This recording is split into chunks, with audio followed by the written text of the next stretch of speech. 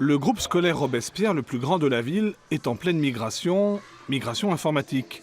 Et cela ressemble à une révolution, car Fontaine a choisi d'équiper ses écoles de logiciels libres. Une petite séance de formation s'imposait pour les enseignants. Quant aux enfants, ils suivent sans souci. Écoutez, on a l'impression qu'ils n'ont même pas remarqué le changement. En fait, ils sont tellement à l'aise avec l'outil informatique. Voilà. S'il faut cliquer à droite plutôt qu'à gauche, eux, ils le font intuitivement. Plus que les logiciels, c'est carrément le système d'exploitation Windows payant qui est remplacé, petit à petit, par Linux. Un système en open source, gratuit, ouvert à tous, et que chacun peut améliorer, et surtout, ça marche bien.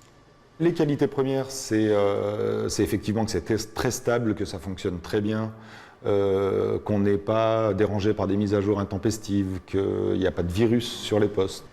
Et finalement, le seul frein au déploiement du libre, c'est un frein culturel, c'est-à-dire que les gens ne savent pas, n'ont pas l'habitude, ont des craintes, et c'est ce qu'on essaie de lever au travers de l'action qui est faite à la mairie de Fontaine.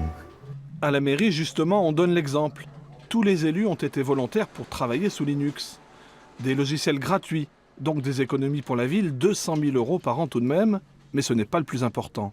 Pour les écoles, non, c'est un intérêt majeur dans la mesure où former des élèves sur du logiciel libre, c'est un objectif qui est aussi un objectif politique pour la ville de Fontaine, c'est-à-dire permettre aux élèves d'accéder à des outils informatiques qui sont gratuits. On sait que les enjeux de l'informatique et de l'économie numérique sont quand même aux mains de grands groupes qui font déjà beaucoup d'argent dessus.